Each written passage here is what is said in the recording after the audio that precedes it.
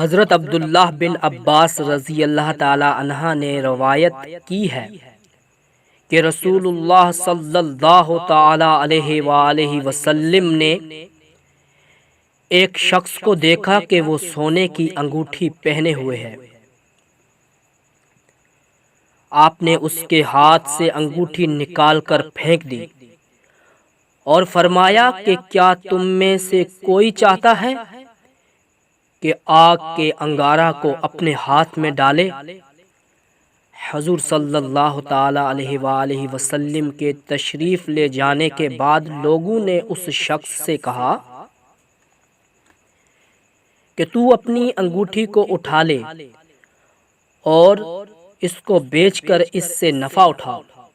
تو اس نے جواب دیا کہ خدا کی قسم، جب رسول اللہ صلی اللہ تعالی علیہ وآلہ وسلم نے اس انگوٹھی کو پھینک دیا تو اب میں اس انگوٹھی کو کبھی بھی نہیں اٹھا سکتا، اور وہ شخص اس انگوٹھی کو چھوڑ کر چلا گیا۔